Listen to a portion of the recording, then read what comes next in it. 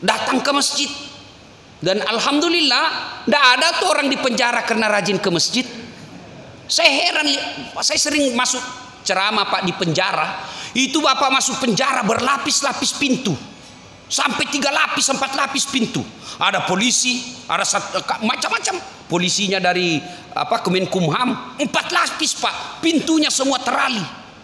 Tapi penuh orang di dalam, bersesak-sesakan. Masjid tidak ada satpamnya, buka 24 jam, tidak dikunci, sepi di dalam Pak. Kadang-kadang ada orang bilang susah masuk surga Ustaz. Saya bilang salah kok dek. Kadang-kadang ada orang bilang susah masuk surga. Salah kau. Yang susah itu masuk neraka. Kok bisa Ustaz? Coba lihat. Narkoba bayar atau gratis? Bayar. Selingkuh bayar. Apalagi kalau diperas Pak.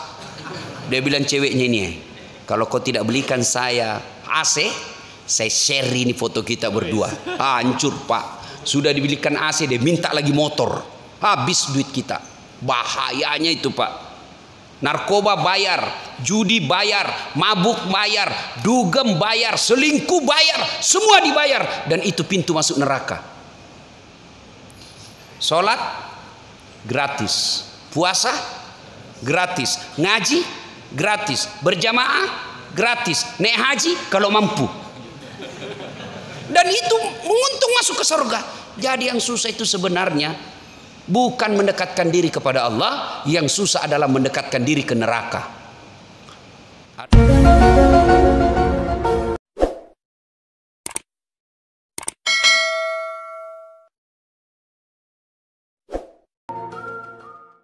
Waalaikumsalam warahmatullahi wabarakatuh.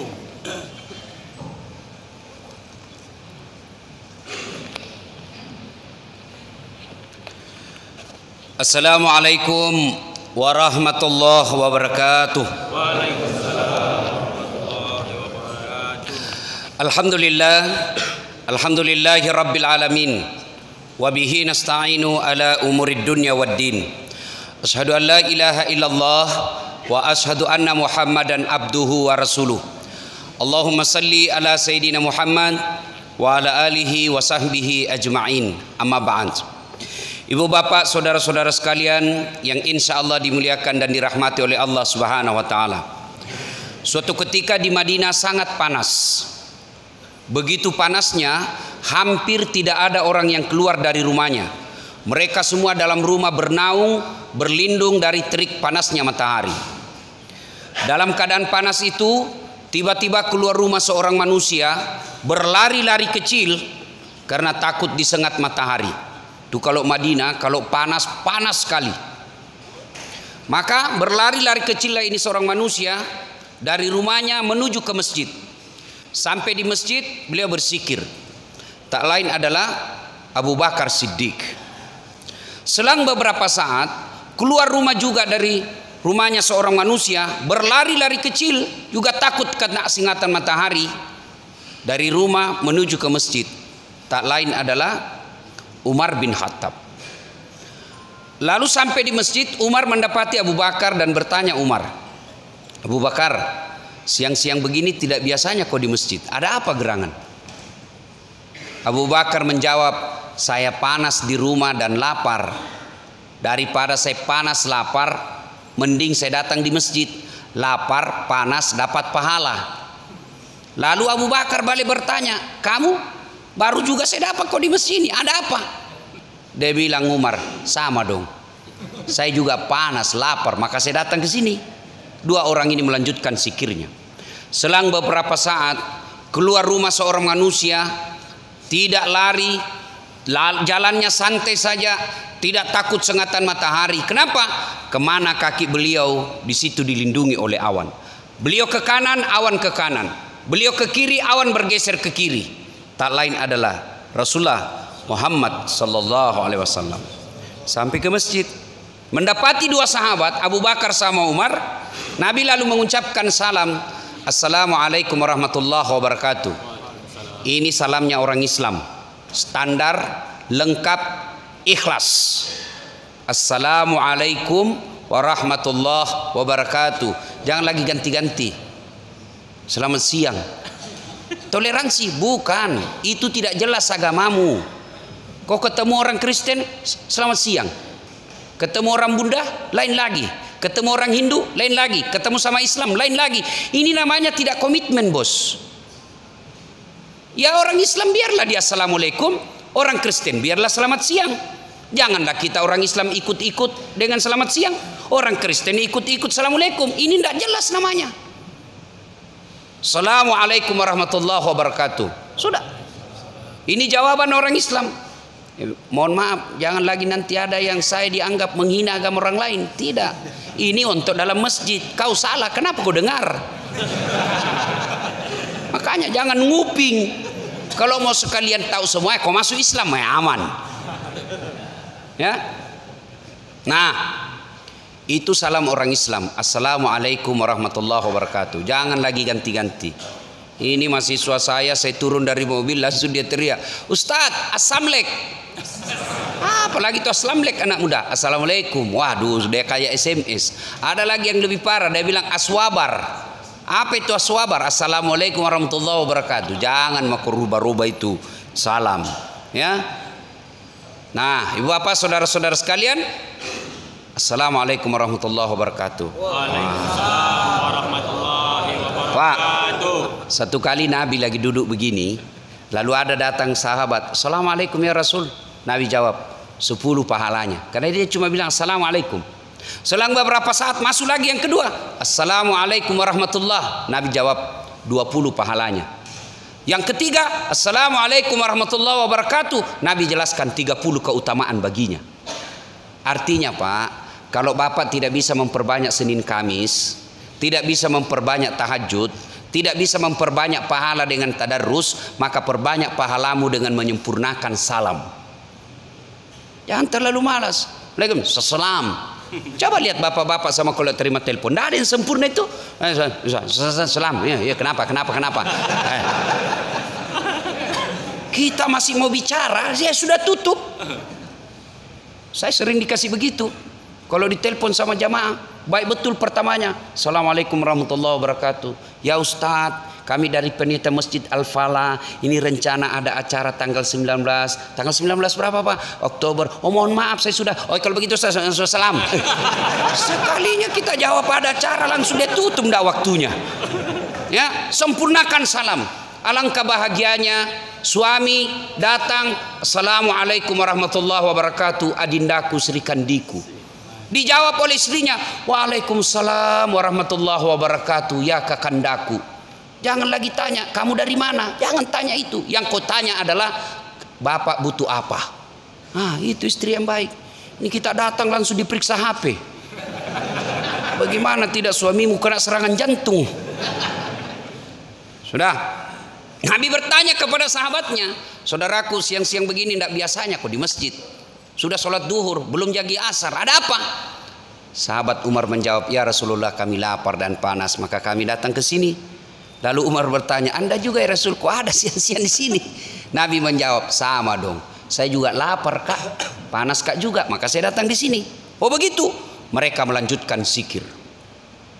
Belum selesai mereka bersikir, tiba-tiba Abu Bakar berkata, ya Rasulullah, bagaimana kalau kita ke rumahnya Abu Ayyub Al-Ansari? Abu Ayyub Al-Ansari ini penduduk Mekah yang paling kaya, hebatnya kaya pemurah. Yang banyak kita kaya pelit. Sudah pelit serakah. Hancur kita Pak. Ini kan yang banyak di Indonesia. Pelit serakah. Orang di Makassar bilang seke. Kikirigala paku jambatan. Nah itu tuh aslinya pelit itu. Ini Abu Ayyub Al-Ansari kaya dermawan. Lalu berkata Nabi, ayolah kita ke rumahnya Abu Ayyub. Sampai di rumah Abu Ayyub, Nabi mengucapkan salam, assalamualaikum warahmatullahi wabarakatuh ya sahibul bait. Selang beberapa saat kedengaran suara perempuan menjawabnya, waalaikumsalam warahmatullahi wabarakatuh. Ngintip, wih subhanallah ya Rasulullah, masuk, ini berkah buat kami ya Rasulullah, masuk. Begini mestinya orang Islam didatangi alim ulama senang. Kita biasanya didatangi ulama bengkok muka kita Pak. Apalagi kalau dia bawa map. Les pasti nih. Bapak ketawa karena bapak yang ngalami kan. Ini kadangkala kita Pak lebih hormati gubernur, wali kota daripada ulama. Bapak saya tanya, Bapak tahu hukum haram halal dari kepala dinas? Bapak tahu hukum halal haram dari gubernur? Bukan, dari ulama. Apa gubernur? Paling lama 5 tahun. Tambah lagi 10 tahun. Sudah itu biar kau 11 kali gubernur, wali kota, Pak Gubernur 10 kali sama presiden 10 tahun keluar. Gubernur yang datang ke rumah, Masya Allah, kalau perlu minjam duit potong sapi, korden diganti semua, dicium tangannya. Padahal baru 5 menit yang lalu tanda tangan korupsi. Kau cium tangannya. Sekalinya ulama tidak dihormati. Mau lihat penghormatan kita sama ulama Pak? Coba lihat kalau Pak. Kadangkala kita lebih hormati artis daripada ustadz. Kalau Bapak ngundang artis, itu 1 bulan sebelumnya sudah block time. Sebelum datang itu artis ada namanya uang block time 5 juta minimal transfer. Minta pesawat bisnis kelas, 3 orang minimal yang datang, tukang riasnya, artisnya, manajernya. Datang minta mobil yang mewah, minimal Alphard misalnya, dikawal tentara sama polisi. Datang ke kampung hanya bawa alamat palsu. Joget kelihatan dadanya, kelihatan pahanya. Enggak juga dikasih pegang Pak, dikasih lihat saja Pak. Pulang kasih 100 juta. Sampai di Jakarta itu artis 100 juta dia pakai narkoba, dia pakai ganja, dia pakai dugem, uangnya 100 juta habis dipakai dosa. Tuh begitu cara kita menghormati artis. Giliran kita butuhkan penghafal Quran, apa kita jemput? Tidak, go grab, go send. Jangan ketawa, saya serius ini. 2 jam itu Ustadz berdakwah, barasanjilah dia baca, salawatlah, didoakanlah kita sampai basah semua ketiknya karena kepanasan. Sallallahu alaihi Muhammad. Begitu mau pulang Bapak kasih berapa? 50.000. Dikocok-kocok lagi. Tapi apa kok kocok? Ini bukan uang korupsi. Meskipun sedikit kasih amplop, muliakan itu ulama. Tidak usah kau muliakan dasat latifnya, tidak usah kau muliakan manusianya, tapi muliakan ilmu yang disebarkan kepada kalian. Yang saya akan sampaikan ini kita baca kitab berapa kitab. Anggaplah Bapak bisa beli kitab, belum tentu Bapak punya waktu untuk membacanya. Bapak punya waktu untuk membacanya, belum tentu Bapak paham apa yang Bapak baca. Datang ulama, dia rangkum semua ilmu yang kitab yang dia sudah baca, dia ceramahkan dalam 1 jam, ketawa-ketawa pula. Kita enak memahaminya, pulang seadanya. Bagaimana ilmu yang mau berkah? Kalau kita mau ketemu pejabat pakai baju baru. Nah, ini sahabat Abu Ayyub Al-Ansari senang betul. Ya Rasulullah, masuk ya Rasul. Kata Nabi, mana suamimu? Oh, baru saja ke pasar ya Rasul, sebentar lagi akan datang. Masuk dulu ya Rasul. Dengar ibu-ibu, ibu, dengar jawabannya istrinya Abu Ayyub Al-Ansari. Haram, kata Nabi, kata istrinya Abu Ayyub, sini. Kata Nabi, mana suamimu? Tidak ada. Kata Nabi, haram hukumnya kami masuk ke rumahmu tanpa izin dari suamimu. Ini yang banyak dilanggar sekarang perempuan. Pergi suaminya keluyuran, pergi suaminya langsung di WhatsApp teman SMA-nya, sudah pergi suamiku, cepat kau datang. Ayo, haram hukumnya. Bagaimana kalau sepupu Ustaz? Haram, kecuali suami berkata, ibu WhatsApp suaminya, bang, ada nih sepupumu dari Sulawesi, gimana, kasih masuk atau tidak? Kalau suami berkata jangan, suruh tunggu saya baru masuk. Tidak boleh kasih masuk. Sepupu 1 kali tidak boleh, apalagi sepupu lain kali. Tidak boleh tanpa izin suami. Nah sudah, ringkas kisah, datang Abu Ayyub. Begitu Abu Ayyub melihat Nabi dan Abu Bakar, gembira betul Abu Ayyub. Ya Rasulullah, berkah, kami didatangi manusia pilihan. Ya Rasulullah, ada apa gerangan? Abu Bakar berkata, kami lapar bos. Kamu kan orang kaya, maka kami datang, pasti enak makan di sini. Gembira Abu Ayyub. Ya Rasulullah, tunggu sebentar. Abu Ayyub datang ke kebunnya. Dia ambil pohon kurma, Pak. Dia ambil dengan pohon-pohonnya. Dia bawa dengan pohonnya. Nabi berkata, Abu Ayyub, kita cuma mau buahnya. Kenapa kau bawa pohonnya? Ya Rasulullah, kalau saya cuma bawa buahnya, saya tidak tahu mana yang Anda suka. Kalau saya bawa dengan pohon-pohonnya, ada semua di sini. Mau yang mengkal, mau yang tua, mau yang setengah matang, ada semua. Silahkan Anda nikmati. Masya Allah. Tidak cukup sampai di situ. Abu Ayyub mengambil kambingnya yang paling bagus, lalu disembelih. Yang paling bagus. Biasanya kita bersedekah, Pak, yang paling jelek. Nak, apa mak? Itu ada kue di kulkas, kau bawakan itu Pak Ustadz daripada basi. Nanti bawa basi baru diingat Pak Ustadz. Ini Abu Ayyub, dia ambil kambing yang paling baik, dia sembelih, lalu dihidangkan kepada Nabi. Nabi pun mengkonsumsinya. Begitu Nabi memakannya, tiba-tiba Nabi mengambil, berkata kepada Abu Ayyub, Abu Ayyub, pinjam dulu piringmu. Kenapa? Tolong kau bawakan anakku Fatimah. Sudah lama kasihan tidak makan enak seperti ini. Bawakan anakku ke rumahnya. Masya Allah. Kira-kira masih ada suami seperti ini? Makan enak, ingat anak dan istri di rumah. Hai. Yang banyak, Pak. Makan enak di warung, pulang di rumah pura-pura lapar. Masya Allah. Dibawa. Lalu Nabi mengkonsumsi. Dimakannya lah daging itu, kurma, lalu roti. Selang beberapa saat Nabi mengambil seluruh sampel makanan, lalu diangkat tangannya. Kira-kira seperti inilah. Daging, kurma, roti. Lalu Nabi berkata, saudara-saudara sekalian, ketahuilah, tadi kita keluar rumah dalam perut kosong. Tadi kita keluar rumah dalam keadaan lapar. Alhamdulillah, dengan izin Allah kita sudah kenyang. Lalu Nabi mengucapkan sampai 3 kali, ketahuilah saudara-saudara sekalian, ketahuilah saudara-saudara sekalian, ketahuilah saudara-saudara sekalian, tidak setetes pun, tidak sesuap pun yang masuk ke dalam perutmu, lewat di tenggorokanmu, yang lepas dari tanggung jawabmu di akhirat kelak. Semua yang masuk di mulutmu ini kau akan pertanggungjawabkan di akhirat kelak. Lalu Nabi mengucapkan ayat Bismillahirrahmanirrahim. Al-yawma nahtimu ala afwahihim wa tukallimuna aydihim wa tashhadu arjuluhum bima kanu yaksibun. Sadaqallahul adzim. Apa hikmah dari kisah ini? Satu, ternyata dalam rumah tangga tidak ada orang yang tidak ada masalahnya, Pak. Rasulullah, kekasih Allah, yang Allah jelaskan, andai bukan karena engkau Muhammad, saya tidak ciptakan dunia dan isinya. Nabi kalau berdoa pasti dikasih. Kekasih Allah, manusia paling mulia, tidak ada dosanya, ibadahnya luar biasa. Apa tidak ada masalah dalam rumah tangganya?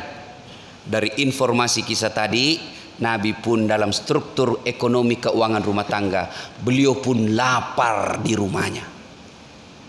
Apalagi kita, berarti tidak ada satupun manusia yang tidak ada masalahnya. Nih saya lihat ini semua muka-muka penuh masalah semua ini. Ayo, coba, semua orang punya masalah. Tidak ada orang tidak punya masalah dalam rumah tangga. Contoh kecil, bapak, kalau istri cantik, bapak kira kalau istri cantik bukan masalah? Wah, digoda orang, Pak. Apalagi kalau suaminya jelek, lebih masalah lagi. Berarti bagus kalau jelek istri dihina orang. Kita lagi yang malu jalan sama dia. Duluan aja Bu di pesta, nanti kita ketemu di gedung. Sampai di gedung istrinya dia bilang, mana kau Pak? Saya sudah sampai. Dia bilang, enggak jadi saya ke situ Bu, menceret. Istri cantik masalah, istri jelek masalah. Berarti bagus kalau tidak ada istri. Tidak ada istri juga masalah, kesepian. Berarti bagus kalau banyak istri. Oh, lebih masalah lagi. Di teleponnya kau kawanmu dari kantor, ini ada istrimu, istri pertama sama istri kedua, tarik rambut terima gaji. Ada istri masalah, tidak ada istri masalah. Dulu sebelum pil caleg, Banyak orang punya masalah. Apa masalahnya? Mau terpilih. Sudah penetapan, selesai masalahnya. Bayar utang, Pak. Utang baleho, baju kaos. Nah itu dia bayar, ya harus dia bayar. Selesai dia bayar, selesai masalahnya, selesai dilantik, muncul masalah paling besar yang harus dia tanggung dunia akhirat. Apa? Melaksanakan janji-janji kampanyemu. Nih adik-adik nih yang baju-baju pegawai. Apa masalahmu dulu waktu kuliah? Hah? Mau sarjana? Sudah sarjana selesai masalahmu? Enggak. Mau kerja? Sudah kerja pegawai? Sudah selesai masalahmu? Enggak. Mau jadi kepala bagian? Sudah jadi kepala bagian selesai masalahmu? Belum. Mau jadi kepala dinas? Sudah jadi kepala dinas selesai masalahnya? Enggak. Mau jadi sekda? Sudah jadi sekda selesai masalahnya? Tidak. Mau jadi bupati? Sudah jadi bupati selesai masalahnya? Belum. Mau 2 periode? Tidak ada orang tidak ada masalah, Pak. Semua orang punya masalah. Dulu adik-adik, masalah kita sebelum menikah, apa masalah kita? Jatuh cinta sama cewek. Kita mau sekali sama dia, dia pun mau sama kita, tapi mau muntah lihat kita. Iya kan? Ada semua masalah. Sudah diterima, dia senang sama kita. Apa selesai masalah? Tidak. Melamar. Masalahnya apa? Terima atau tidak? Sudah diterima lamaran, selesai masalahnya. Kalau dia perempuan Bugis, uang panai yang dibawa itu sampai ratusan juta. Ada yang baru-baru sampai 2 miliar. Coba. Selesai, anggaplah dia bayar itu uang panainya. Selesai masalahnya? Tidak. Bayar hutang pengantin. Ngambil kredit di bank. Bayar itu. Selesai itu, apa selesai masalahnya? Masalah muncul. Mau punya rumah. Sudah punya rumah, selesai masalahnya? Belum. Mau punya anak. Sudah punya anak, selesai masalahnya? Tidak. Mau anak laki-laki, 1 perempuan, 1 laki-laki, 2 pasang. Sudah itu apa? Masalah muncul apa? Masalahnya muncul apa? Langsung jelek lagi dilihat istrinya. Semua orang punya masalah, Pak. Dalam pekerjaan pasti ada masalah. Dalam rumah tangga pasti ada masalah. Yang jadi masalah bukan masalah itu. Masalah kita adalah bagaimana cara mengatasi masalah. Itu yang jadi masalah. Mengatasi masalah tanpa masalah. Orang tahu juga Pegadaian di sini. Saya kira cuma di Makassar orang tahu Pegadaian. Semua orang punya masalah. Belajar dari kisah tadi, Rasulullah dan sahabat begitu ada masalahnya, takarruf ilallah, dekatkan diri kepada Allah dengan cara apa? Dia langkahkan kaki beliau ke masjid. Berarti jika ada masalahmu, yuk datang ke masjid, ngadu kepada Allah. Cuma kalau kita ada masalah, enggak ngadu kepada Allah. Ngadunya kemana? Ke medsos. Bertengkar istrinya, update status. Tidak kusangka kau begini. Dia balas istrinya di Facebooknya. Aku pun tidak menyangka kau laki-laki bejat begitu. Akhirnya apa? 1000 teman Facebooknya, 1000 yang tahu masalah rumah tangganya. Adakah rumah tangga yang tidak ada masalahnya? Tolong tunjukkan saya kalau ada rumah tangga tidak ada masalahnya. Jangankan bapak yang PNS, apalagi yang pegawai honor. Hah? Itu kan pegawai negeri. Saya juga heran sebenarnya kalau ada orang bangga sekali jadi pegawai negeri, nyogok ratusan juta sampai untuk jadi pegawai negeri. Apa hebatnya itu pegawai negeri? Mana ada pegawai negeri tidak ada utangnya di koperasi? Coba periksa semua itu SK-nya masuk di bank. Kursus sampai sekarang tidak keluar-keluar. Kata teman saya pegawai negeri itu tanggal 1 sampai tanggal 10 makannya apa? Sari laut. Tanggal 11 sampai tanggal 20 makannya apa? Sari mie. Mulai kurun. 21 sampai 30 makannya apa? Saridon. Obat sakit kepala, cicilan belum lunas. Kenapa? Tahu Ustaz, karena saya begitu Pak. Pegawai negeri. Ya Pak. Ibu bapak saudara-saudara kalian, tidak ada orang tidak punya masalah. Maka begitu ada masalah, tidak ada pilihan kita, datang ngadu kepada Allah. Dan yang dicontohkan oleh Rasulullah, tidak cukup hanya di rumah, bapak datang berjamaah di masjid. Alhamdulillah di sini saya dengar ini Pak, Pekanbaru ini ramai jamaah. Alhamdulillah. Apalagi kalau subuh sampai di luar, tidak ada di dalam. Yo, Pak. Yang menyebabkan orang sebenarnya orang malas jamaah itu Pak, panitia masjid juga kadang kala. Kalau masjid begini kan alhamdulillah nyaman Pak, ber-AC. Cuma kalau ber-AC begini kadang kala juga ada orang datang numpang tidur. Alhamdulillah Pak. Yang kadang kala membuat kita malas itu kalau masuk ke masjid, imamnya kadang kala balik-balik sunnah Nabi. Nabi menjelaskan kalau kau jadi imam ringkaskan bacaan solatmu. Ini jadi imam dia baca yang panjang-panjang. Coba kalau imam baca kul huwallah, anak-anak pun ikut. Kenapa? Dia hafal. Tapi begitu imam membaca surah Al-Anfal ayat 3 sampai 72, dia khusyuk dengan bacaannya, kita khusyuk dengan hayalan. Kita mau ruku belum selesai, mau ikut tidak dihafal, terpaksa kita baca semua di depan masjid. Itu pun dibaca televisi Pak, naik kita halaman.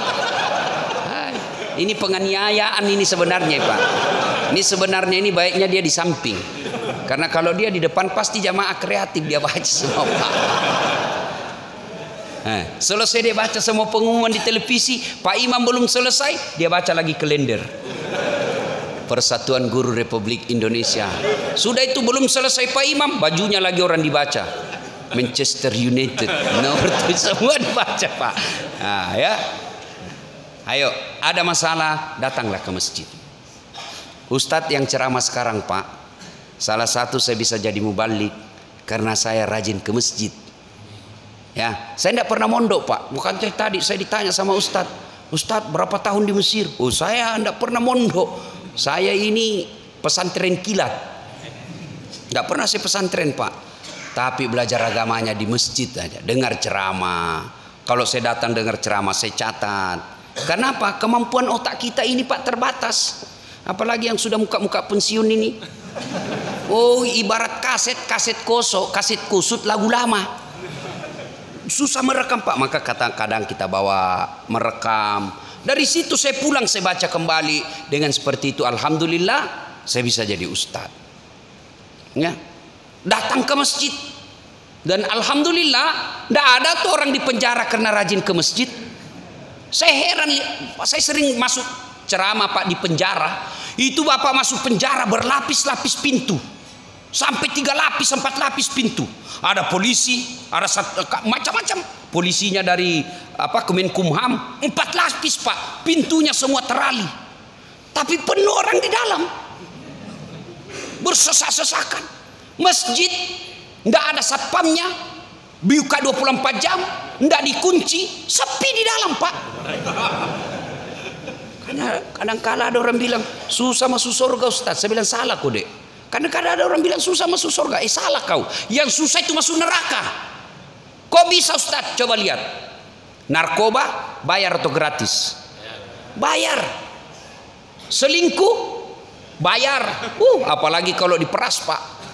Dia bilang ceweknya ini, kalau kau tidak belikan saya AC, saya share ini foto kita berdua. Hancur Pak. Sudah dibelikan AC, dia minta lagi motor. Habis duit kita. Bahayanya itu Pak. Narkoba bayar, judi bayar, mabuk bayar, dugem bayar, selingkuh bayar, semua dibayar. Dan itu pintu masuk neraka. Sholat gratis, puasa gratis, ngaji gratis, berjamaah gratis, naik haji kalau mampu. Dan itu menguntung masuk ke surga. Jadi yang susah itu sebenarnya bukan mendekatkan diri kepada Allah, yang susah adalah mendekatkan diri ke neraka. Ada masalah, datang ke masjid. Ibu-ibu bertengkar dengan suami, tidak usah putus asa, minta pertolongan kepada Allah. Adik-adik mau kerja, minta pertolongan kepada Allah. Ustaz, saya sudah 3 tahun menganggur Ustaz, tidak punya kerja Ustaz. Yuk perbaiki sholatmu. Ngadu dalam pertolongan Allah, minta pertolongan Allah. Selesai ke sholat, minta kepada Allah. Tidak ada yang mustahil kalau Allah yang kabulkan. Soal jadi pegawai kecil buat Allah, kecil. Jangankan yang ada jalannya, jangankan yang masuk akal, tidak masuk akal saja. Kalau Allah mau pasti terjadi. Saya tanya, bapak-bapak, ada yang pernah masuk perut ikan di sini? Ada? Masuk akal tidak bisa manusia hidup dalam perut ikan? Masuk akal? Tidak masuk akal. Tapi kalau Allah yang mau, Yunus alaihissalam 40 hari dalam perut ikan keluar dengan selamat. Ayo, Ada di sini pernah dibakar hidup-hidup? Bisa enggak hidup manusia kalau dibakar dalam api yang sangat besar? Bisa? Tidak mungkin, tidak masuk akal. Tapi kalau Allah yang mau, Ibrahim alaihissalam dibakar dalam api yang sangat besar, keluar kedinginan. Ayo, kalau Allah yang mau. Perempuan bisa enggak hamil tidak pernah disentuh laki-laki? Bisa enggak? Tidak mungkin. Tapi kalau Allah, Siti Maryam, wanita suci, tidak pernah disentuh laki-laki, hamil melahirkan Isa alaihissalam. Kalau Allah mau. Cuma sekarang banyak yang mau saingan Siti Maryam. Hamil tidak ada suaminya. Beleng-beleng. Tahu beleng-beleng Pak? Dongo. Tahu dongo? Beleng-beleng. Tahu beleng-beleng? Ya dongo. Dongo itu tidak masuk akal. Rocky Gerung bilang dungu. Ya, tidak masuk akal. Tapi kalau Allah yang mau pasti terjadi. Lihat sungai, lihat aliran sungai di got. Kalau air mengalir ke kanan, benda yang ada di atas air itu pasti juga mengalir ke kanan. Tapi kalau Allah yang mau, sungai Nil airnya mengalir ke kanan, petinya Nabi Musa justru mengalir ke kiri. Anehnya, ajaibnya lagi, petinya Nabi Musa masuk ke pengarang rumahnya Fir'aun, yang mana Fir'aun punya perda waktu itu, kalau ada bayi laki-laki kau dapat bunuh. Petinya Nabi Musa masuk ke dalam ruangannya, pekarangannya Fir'aun, dan hebatnya lagi didapat ini bayi oleh Fir'aun, istrinya yang dapat. Datang Fir'aun mau membunuhnya, malah dikencingi sama Musa kecil. Mau dibunuh, kata istrinya, jangan, ini kiriman dewa, sudah lama saya mau putra laki-laki. Ini Allah melindungi Nabi Musa, di bawah hidungnya Fir'aun yang mau membunuhnya. Coba baca kisahnya itu. Kan itu istrinya Fir'aun kan beriman kepada Allah. Dalam rumah tangga, yuk, halo bu, dalam Quran itu ada 4 tipe rumah tangga. 1, istri beriman, suaminya kafir, Fir'aun. Ada lagi istrinya kafir, suaminya beriman, Lut alaihissalam. Ada lagi istri beriman, istri kafir, suami kafir. Siapa? Abu Lahab. Dan yang keempat, istri beriman, suami beriman. Siapa dia? Ibrahim alaihissalam. Kira-kira ibu mau rumah tangga yang bagaimana? Ibrahim. Tapi ibu harus tahu, Ibrahim itu 2 istrinya.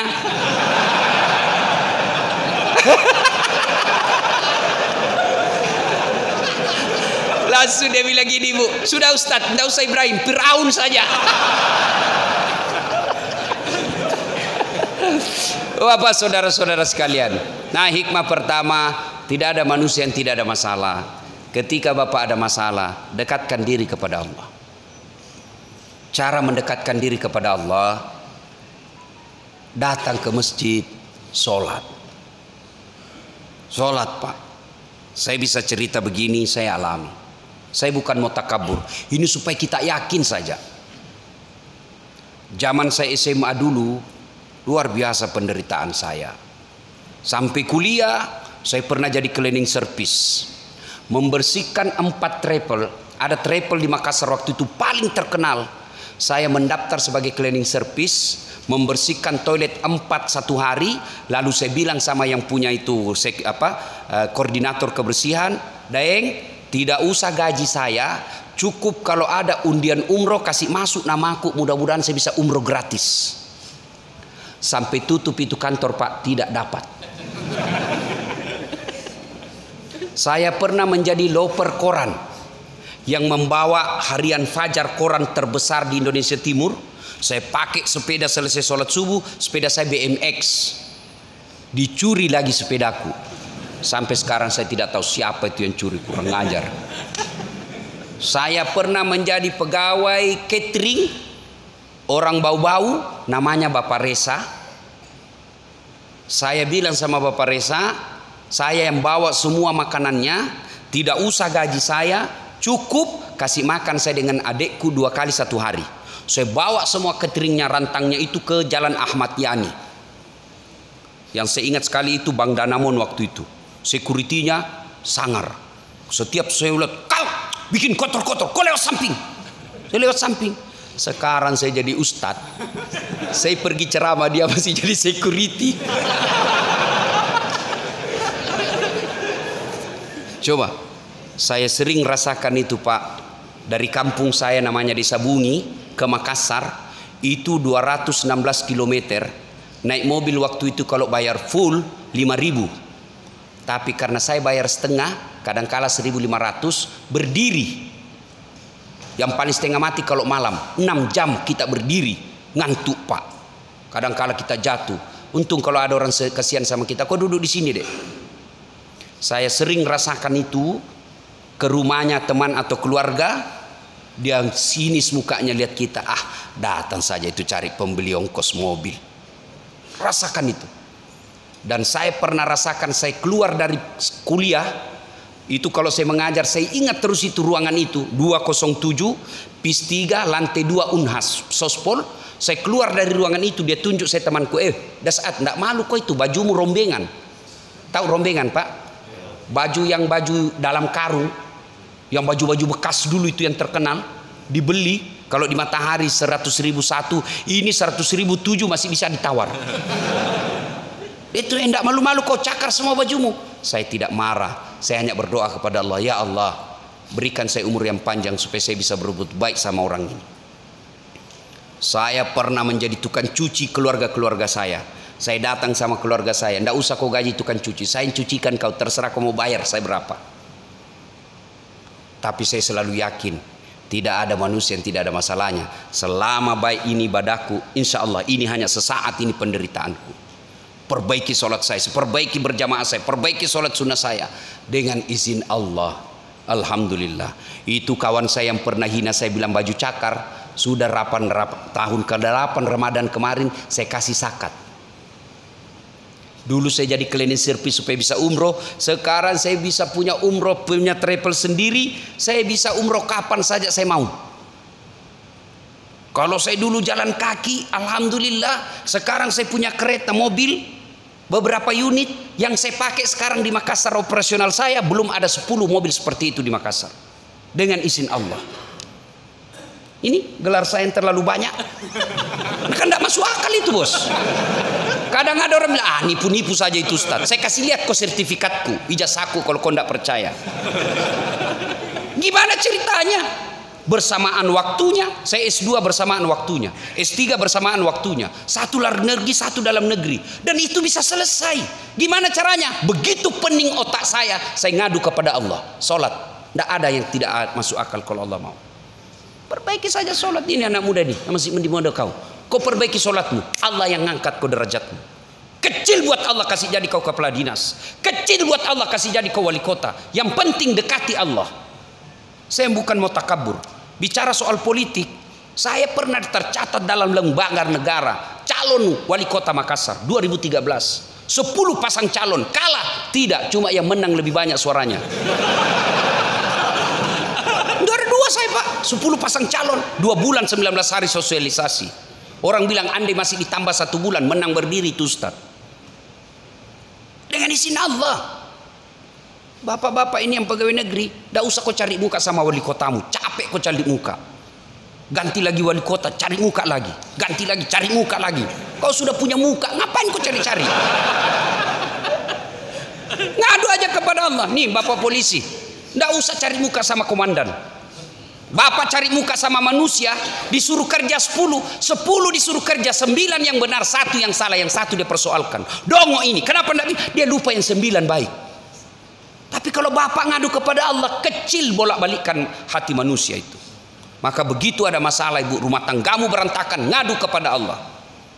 Kau bangun salat tengah malam, ya Allah, tidak mungkin aku bisa mengawasi suamiku. Engkau yang mengawasi suami saya, engkau yang membolak-balikkan hati suami saya. Pelihara suamiku, lindungi dirinya dari wanita-wanita jahat.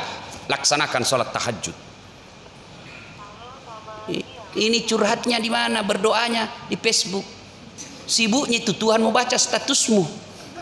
Sedikit-dikit update status, ya Allah lindungi suamiku. 1 jam kemudian, ya Allah murahkan rezeki suamiku. Tapi bukan di atas sajadah, di mana? Di Facebook. Sibuk betul betul Tuhanmu mau baca statusmu. Yang ketawa, saya serius ini. Ayo ngadu kepada Allah. Coba angkat tangan yang ada masalahnya. Nah, itu Bapak apa masalahnya Pak di belakang? Nah, mau kawin lagi? Nah, ini masalahnya laki-laki ini umumnya mau kawin lagi takut sama istri. Semua kita punya masalah Pak. Berarti bukan masalah itu. Bapak kira Ustadz tidak ada masalahnya? Dalam dakwah saja kita kadang-kala dihina. Capek, belum apa-apa, disuruh lagi lambut ceramah, tidak dihargai perasaannya kita. Kadang-kala kita seolah-olah dikasih seperti gembel pengamen, nanya bagaimana kalau begini, berapa honornya Pak? Bolehkah datang Bapak sehari 5 kali ceramah dengan honor yang sama? Kok kira itu enak perasaan kita? Kok kasih tahu begitu? Semua orang punya masalah. Tapi ketika kita lagi gundah ada masalah itu, lebih kembalikan kepada Allah. Siapa dasat? Siapa saya ini? Nabi saja punya masalah. Manusia paling mulia, tidak ada dosanya. Doanya pasti dikabulkan Allah. Apa tidak punya masalah? Beliau masih dalam perut, sudah yatim, lah wafat bapaknya.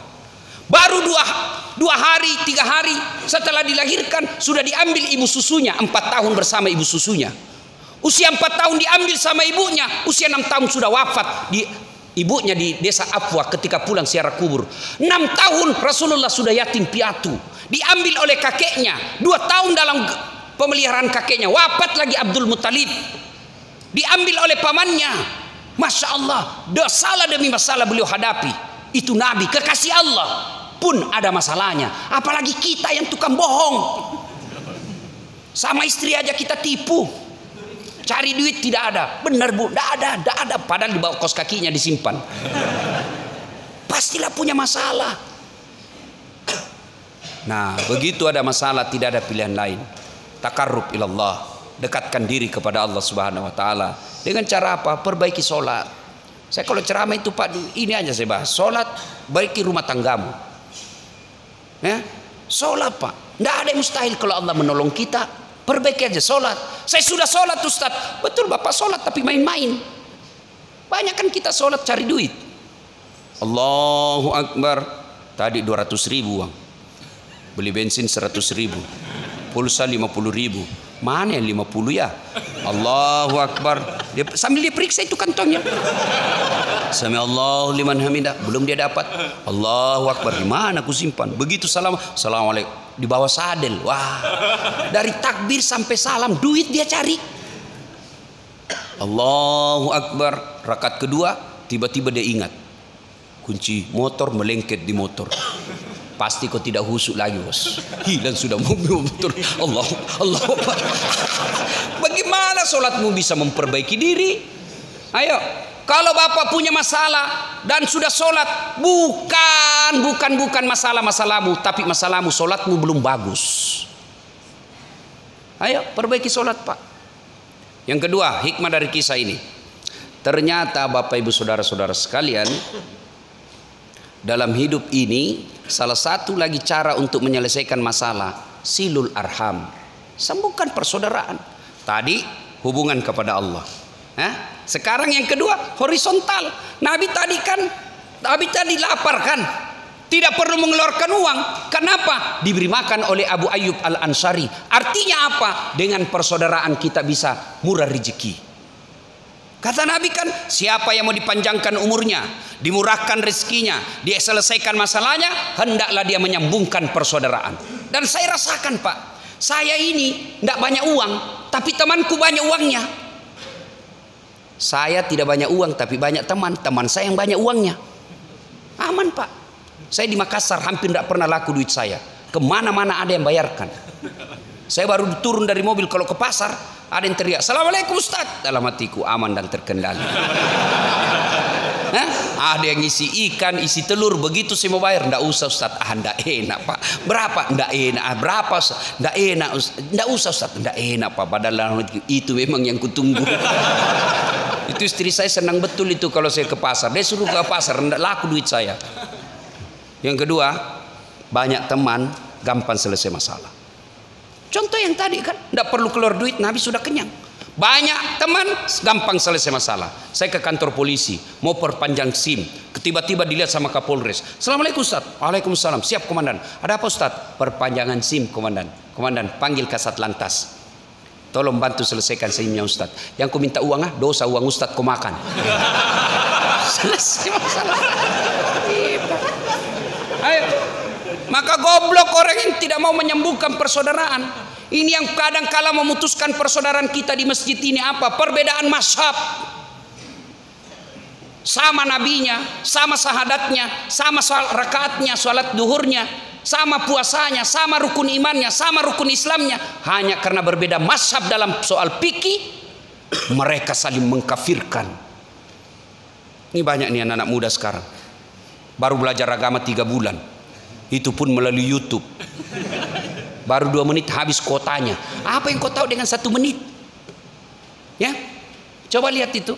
Saya kadang-kala melihat picture, gambar-gambar. Yang paling saya ingat itu kaki orang ruku, sujud. Karena ada 3 saya lihat itu gambarnya. Gambar pertama kakinya lurus begini. Gambar kedua yang di tengah kakinya menghadap jari-jarinya ke depan kiblat. Gambar ketiga membelakang begini kakinya. Lalu yang kiri kanan dia coret silang, tulis salah, baru yang di depan betul. Itu bukan begitu kalimatnya mestinya. Bukan salah ini kiri kanan. Salah itu kan batal. Tapi apa yang tertulis mestinya tidak sunnah. Tengah sunnah. Artinya apa? Kau laksanakan tinggi pahalanya, kau tidak laksanakan tetap sah pahala salatmu. Kan banyak yang begini Pak. Berbeda pendapat tidak mau datang ke masjid. Yang anehnya lagi bikin-bikin keluh pengajian. Sahabat ini, sahabat ini, sahabat ini. Berarti ada yang bukan sahabatmu. Bikin kelompok pengajian tidak mau ikuti kalau bukan ustadznya. Saya ditanya, Ustadz apa? Saya Islam. Nabiku Muhammad SAW. Sahadatku 2 kalimat syahadat. Kalau berbeda pendapat silakan. Tapi jangan kau kafirkan orang. Hanya karena berbeda kita takbir. Ada yang begini, ada yang begini. Silakan. Ada juga yang saya lihat dipegang kepalanya. Terserah. Yang penting jangan kau salahkan orang. Ada juga takbir kayak kacamata. Allah. Silakan. Yang penting ada dalilmu. Ya. Kita berbeda pendapat boleh dalam Islam. Yang salah ketika Anda mengkafirkan orang yang berbeda pendapat dengan kalian. Sampai saya dimaki-maki Pak di Facebook. Apa ini Ustadz Dasat bicara sunnah-sunnah, baru kau tidak pelihara sunnah. Saya kenapa kau tuduh saya tidak pelihara sunnah? Buktinya kau tidak pelihara jenggot. Ya mau diapa kalau tidak mau tumbuh? Saya sudah kasih minyak, malah marah istri saya di rumah. Katanya kasih kotor-kotor bantal. Sudahlah, berbeda pendapat itu biasa. Yang penting jangan memecahkan persaudaraan. Coba kita lihat Pak. Kadangkala mazhab NU tidak mau datang ke masjid Muhammadiyah. Muhammadiyah tidak mau datang ke masjid NU. Wah sudah, ini kalau kita begini terus maka kita akan terbelakang. Hikmah dari kisah ini, dengan persaudaraan kita bisa menyelesaikan masalah. Yang ketiga, kisah dari ini, subhanallah, ternyata kita ini nanti dimintai nikmat yang Allah berikan, diminta tanggung jawabnya. Kadang-kala kita bilang, nikmat apa yang Allah berikan? Saya Ustadz orang miskin. Nikmat itu yang paling tinggi dan tidak bisa dihitung, fi ahsani taqwim, nih badan kita. Mau Pak? Ibu-ibu, mau saya kasih handphone? Mau?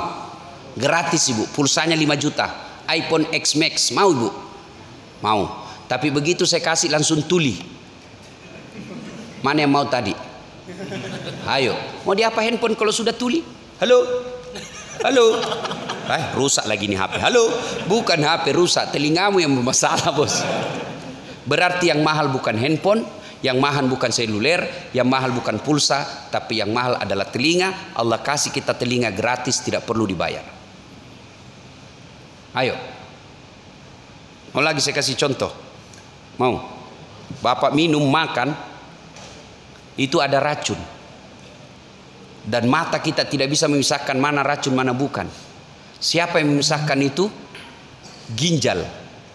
Dan Bapak tahu harganya itu ginjal 600 juta lebih kalau di Hong Kong, 600 juta. Allah kasih 2 gratis, tidak perlu bayar. Berarti ginjal lebih 1 miliar Bapak punya. Ayo, mau jual ginjalnya Pak? Ayo, Bapak langsung punya duit 1 miliar lebih. Mau lebih hebat lagi, jual jantungmu. Jantung 1 miliar harganya lebih di Hong Kong. Bapak jual jantungnya, dibeli orang 1 miliar. Allah kasih gratis. Coba kalau disuruh bayar itu Pak. Ada orang kesehatan di sini.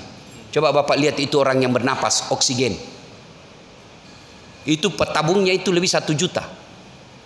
Tabung dipakai kadang-kala 1 hari, 2 hari. Bagaimana seandainya oksigen dibayar? Bisa dibeli.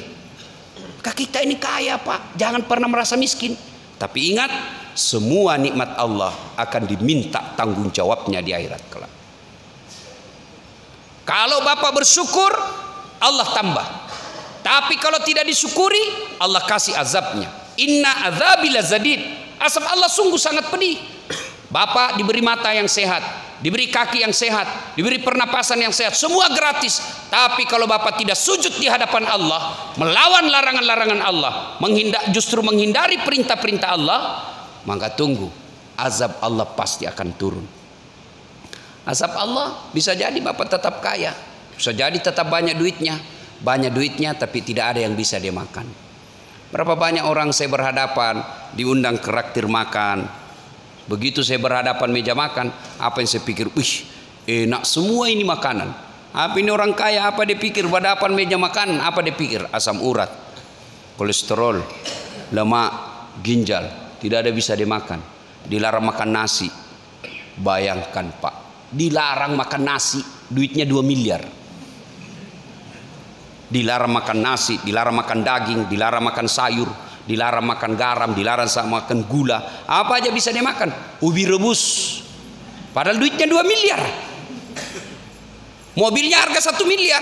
Baru 1 jam di atas mobil sudah stres, tidak bisa tenang. Mati kita kiri kan. Mobilnya itu 1 miliar tuh harganya, tidak bisa dinikmati. Itu karena Allah sudah menyiksa kalian. Maka syukuri. Semua akan diminta tanggung jawab. Tangan kita akan diminta tanggung jawabnya, telinga kita akan diminta tanggung jawabnya. Semua.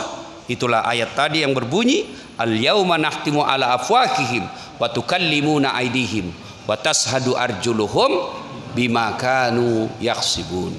Masuk tahun baru Hijriah. Maka begitu Bapak menghadapi masalah, Bapak tidak usah stres. Begitu ibu menghadapi persoalan dalam rumah tangga, ibu tidak usah sengsara. Lebih baik dekatkan diri kepada Allah Subhanahu wa taala. Ya. Kalau Allah telah menolong kita, maka tidak ada yang sia-sia. Sudah ditolong Allah, masalahnya tetap ada. Maka bagi orang Islam, kalau dia sabar menghadapi masalah itu akan menggugurkan dosa-dosa dan kesalahannya. Suatu kali datanglah anak muda kepada Nabi menghadap. Ya Rasulullah, saya banyak dosa dan kesalahan. Saya takut azab neraka ya Allah. Ya Rasulullah, saya takut disiksa api neraka ya Rasulullah. Nabi bertanya, pernahkah kau mengalami masalah sehingga kau merasa hidupmu sangat tertekan, rasanya kau tidak mampu lagi menghadapi hidup ini? Pernah ya Rasul. Apa kau ikhlas menerima masalahmu itu? Iya ya Rasul. Kau tidak menyalahkan Allah? Iya ya Rasul. Maka Nabi menjawab, ketahuilah, itulah yang akan menghindarkan kalian dari dosa-dosamu, mencuci dosa-dosamu, dan menghindarkan kalian dari api neraka. Berarti kalau Bapak punya masalah yang sangat pelit, masalah yang sangat besar sehingga rasanya kita mau hilang saja dari dunia ini, tapi kalau Bapak sabar menghadapinya, tidak menyesal, lalu tidak menyalahkan Allah, ikhlas menghadapi semua cobaan dan hukuman dari Allah, maka itulah yang akan meringankan dosa-dosa kita di akhirat kelak.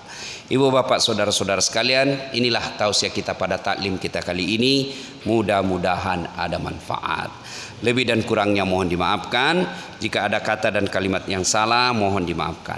Jika masih mau mendengarkan ceramah saya, silahkan simak tablik akbar Damai Indonesia Aku TV One setiap hari Sabtu atau Ahad pukul 14.30. Cuma itu agak lama Pak nunggu, biasa sekali seminggu, biasa sekali 2 minggu.